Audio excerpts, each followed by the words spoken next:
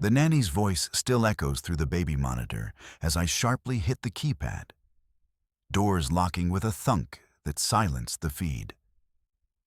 Yet the whispering laugh from the other side keeps pulsing like a low-frequency warning. I hold the keypad steady until the lights on the panel settle into their usual green glow. Then let the door click shut behind me with the practiced calm of someone who's done this 100 times. The nanny's voice, now just a faint smear in the monitor's speaker, fades as I pull the feed's volume back to a level where it's a familiar hum, not a scream. In the kitchen, the kettle hisses low and steady on the back burner.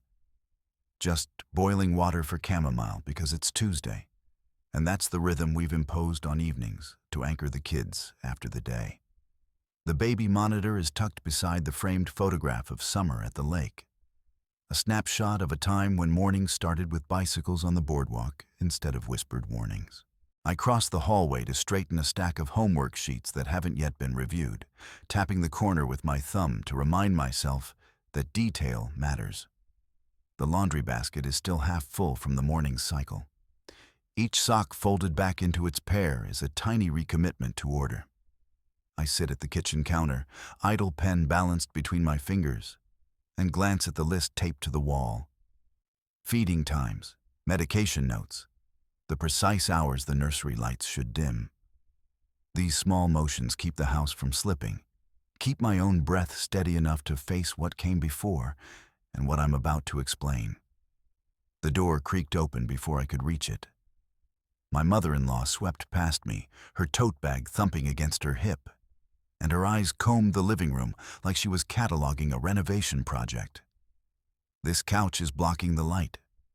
"Move it," she said, already on her way to the windows. I stepped between her and the couch. "We're not moving furniture again today," I said. My voice stayed steady, but my hands curled around the back of a chair until my knuckles whitened. She stopped mid-stride, brow raised. "It's a simple fix. I just came by to help." "Help without asking is the problem," I cut in. "You came unannounced, and now you're rearranging our home. I asked for notice. We have a schedule."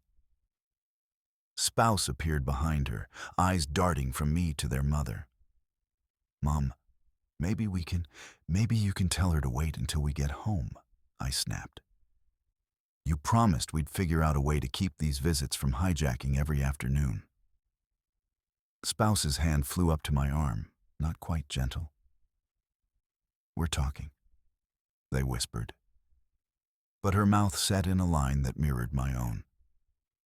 Mother-in-law turned, lips pursed. "You two are overreacting. I'm just trying to keep things in order. Your husband is too soft with you. You let clutter pile up and I can't watch it all crumble." "I don't need my space watched like a greenhouse," I said.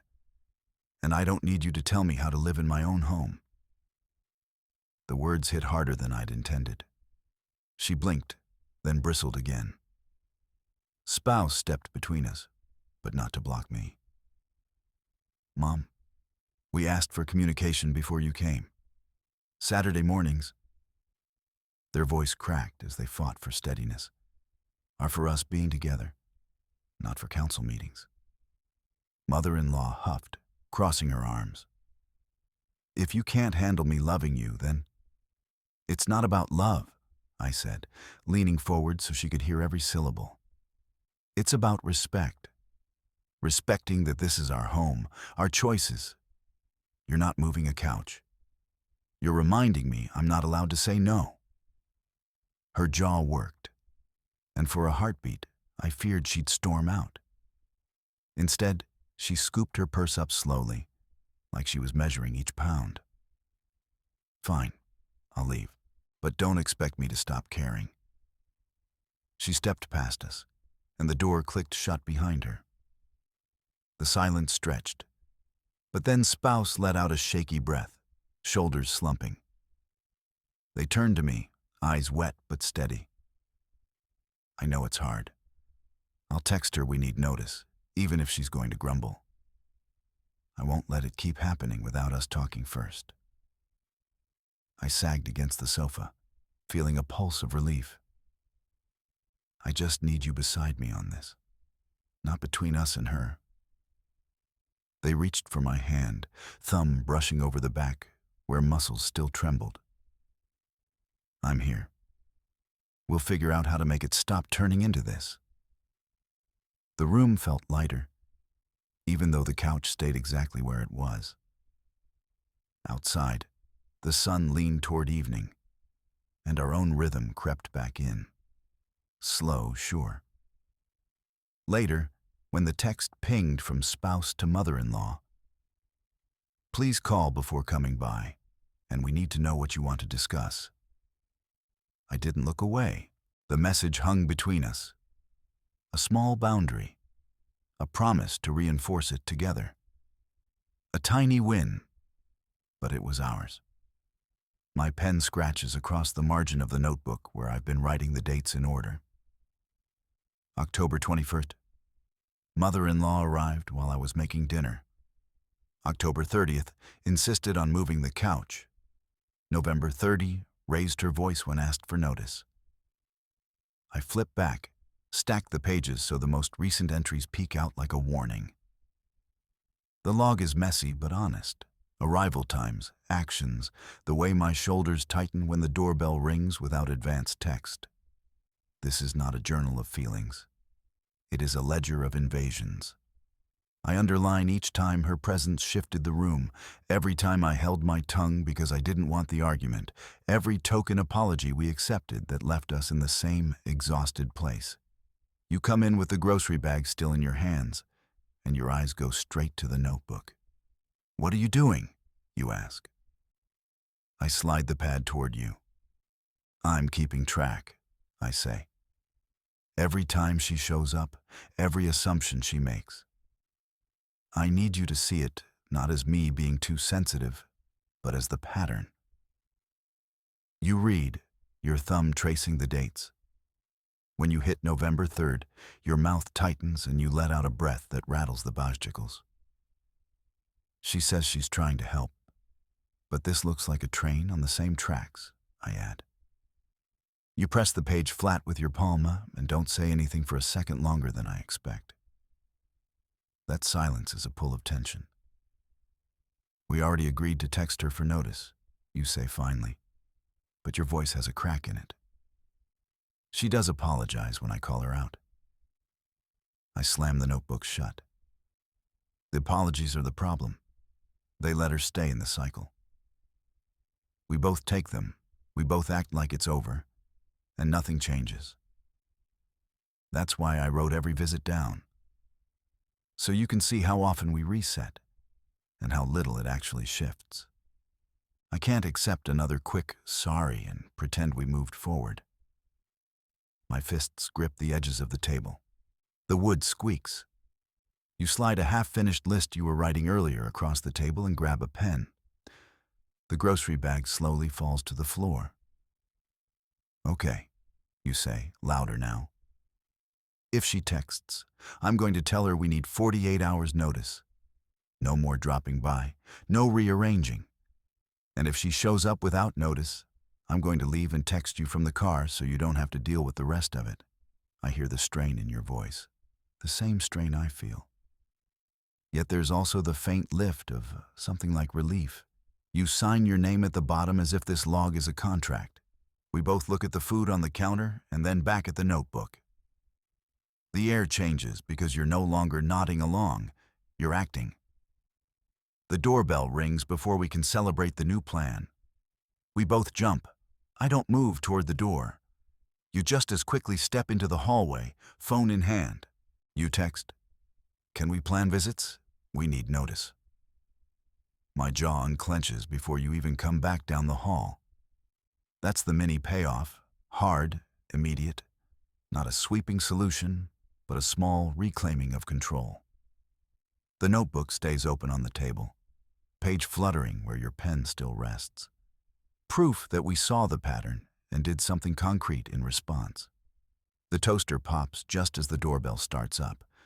My spouse still halfway through typing the reminder about the 48-hour notice into their phone. I set the knife down, scraped toast crumbs into the bin, and leaned toward the foyer. The door swings open before the ring finishes. Mother-in-law's sneakers are already on the welcome mat, a tote bag looped over her arm, the photo wall rearranged by her arrival. "We already said we need notice," my spouse says, voice clipped, stepping between her and the hallway. Their hand hovers over the phone. The draft sits on screen. "We weren't expecting you today. Please wait in the driveway until we can get shoes on." "My son knows I have a key," she says, pushing past, shoulders squared. "I do what I want in my family home. No need for a text. I just drop by." My spouse doesn't back up. Their eyes flick to me for support. I catch the instant, and my hand lifts with the incident log, thumb on today's entry. Every unannounced visit goes into this. The key doesn't overrule the notice. We said 48 hours. You can't drop in, move furniture, or expect us to stop mid-conversation.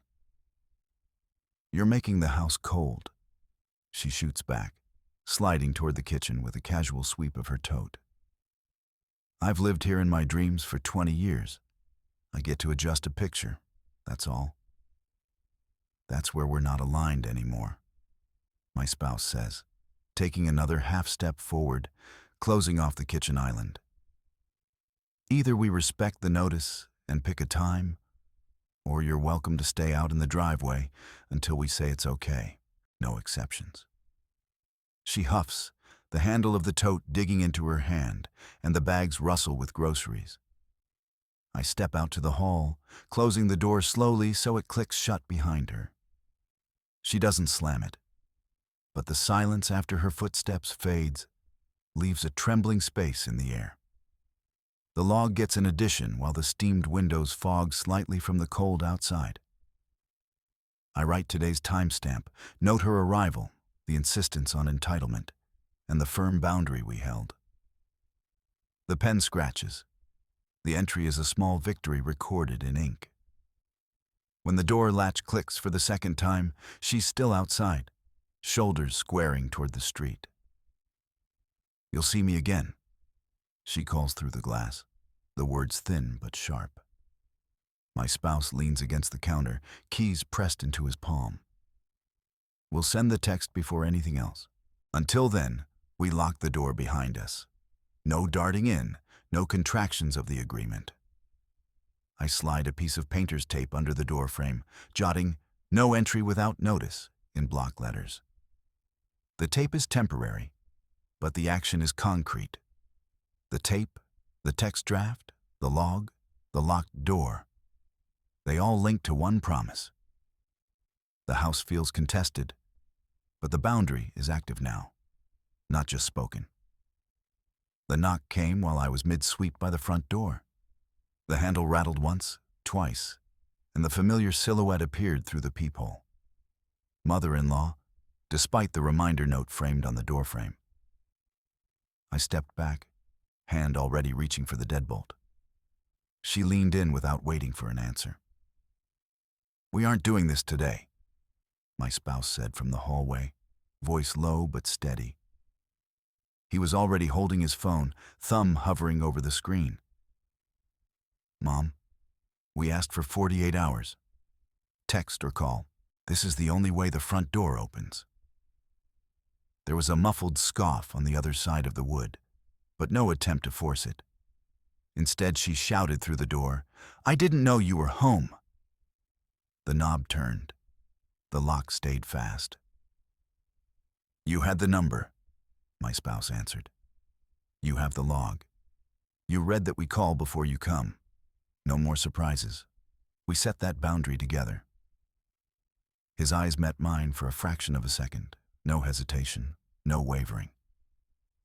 I slid the incident log off the console, pen poised. "Write it down," he said, and I would have been done before the ink dried. Did she mention why she came by? I lifted the log, flipped to the latest page, and added, "Unannounced arrival, denied entry." Knock, no notice. I murmured and underlined it. Reminder posted. Door locked. He dialed. I'm outside, his mother said as soon as she heard the connection, tone sharp. I just wanted to drop something off.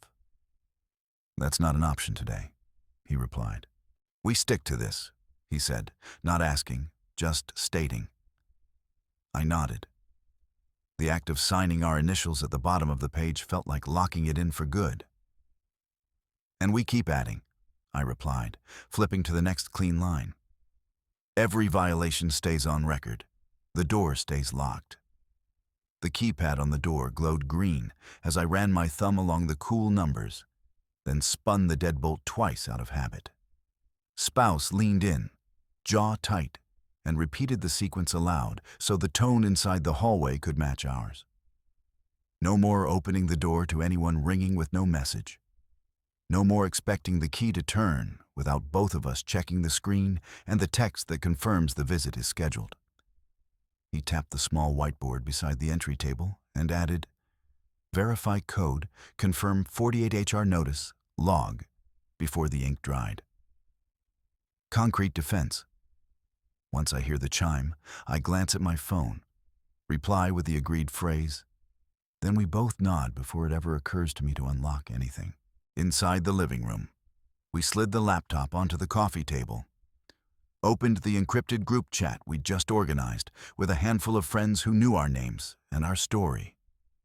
The thread now required a passphrase, and I made sure the latest log entry, scheduled call 18, no unannounced drop-ins, conversation locked, was pinned at the top. Spouse typed, if I miss a reply, hold me accountable. Don't let me cave. He hit send and then, on cue, stabbed the lock icon so that the conversation could be shared with no outsiders and no last-minute renegotiating.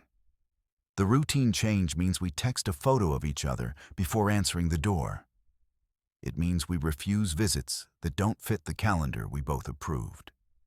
I set up the camera right there beside the incident log, the one with today's entry already listing the rituals that protect us and the new rule. No visits before 10 a.m. No exceptions. Leave voicemail only. My fingers hovered over the microphone button. I want to show other people how to put the locks on their own doors, I said, the words coming out faster than I expected. I talked while clicking through the slides I'd prepared, naming the exact steps we take. I named the tiny victories, spouse refusing the first "I forgot to text" call last week. The locked conversation that made checking in with neighbors feel safe again. After rereading a couple times, I hit publish, watched the post ripple through the community page, and then leaned back, the camera still on, waiting for the next breath. The notification came mid-exhale. Mother-in-law's name flashed on my phone with a text that started with, "Why are you airing our home?" The words burned across the screen and then hung there while I pressed reply. I didn't close the door or change the routine. Instead, I typed in our agreed tone. Any questions about visits? Use the 48-hour notice line. Posts are about the work we've done and the strategies we're sharing, not a personal attack. We're still not opening the door without notice.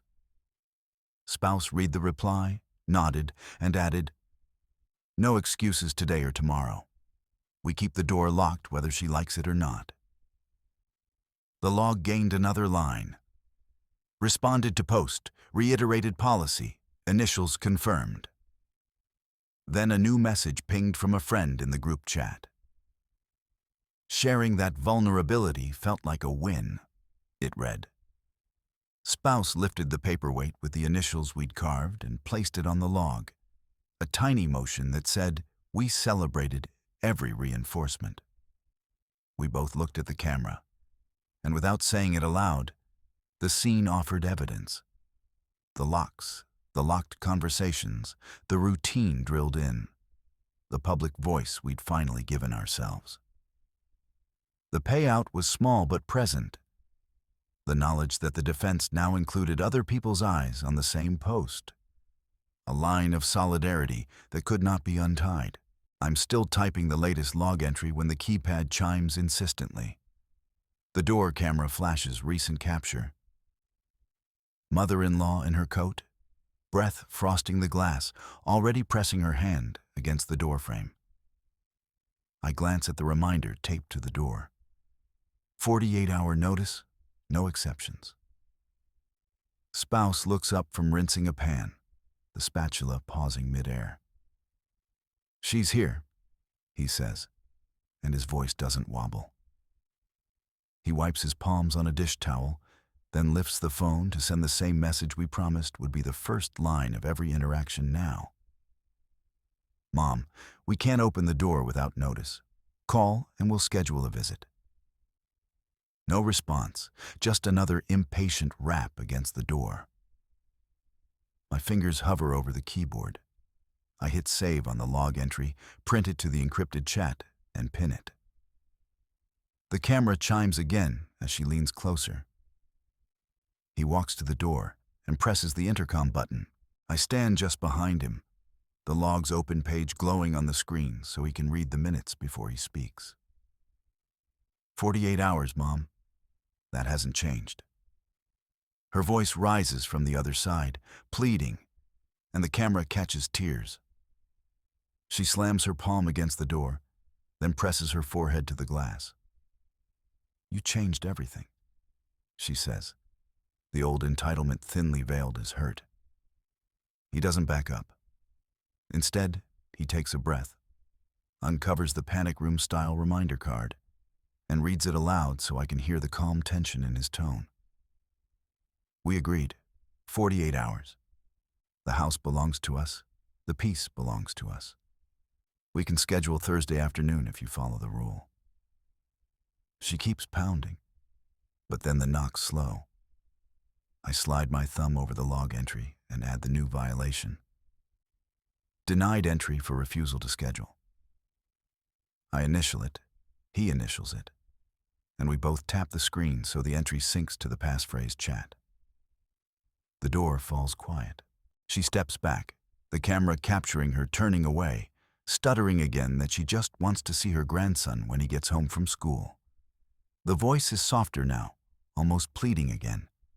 Spouse leans closer to the intercom and says, voice steady, "Call, text, leave a note. Just give us notice." The door stays locked.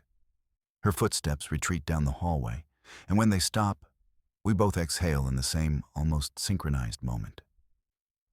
I whisper, eyes still on the log. New entry adds reinforcement. She's not going to get in today. Spouse nods, places his hand on my elbow, and together we close the door, lock the keypad, and set the reminder card back into place. The tension dissolves into the satisfaction of a boundary held. Another entry saved, another instance logged, another day of solidarity proving itself enough. The porch light swallowed the evening before she reached the walk, the reminder carved into the frame glowing ghostly. No entrance without notice. When her shadow appeared again, my spouse moved without hesitation, fingers sweeping across the keypad, the sequence practiced enough to be muscle memory, not fear. The door stayed still. Her hesitation broke on the threshold, and she turned away, leaving another refused request to rustle against the night. Inside, I sealed the latest line in the log, our initials pressing the page flat as if we could weight the promise with ink. My spouse tapped the encrypted chat, the new entry pinned, the conversation steady in its cadence of calm refusal. We stepped back, hands brushing, letting the bolted door offer its quiet, unbreachable hum. Outside, a figure faded into the dark. And inside, in the hush of the living room, the boundary never loosened again.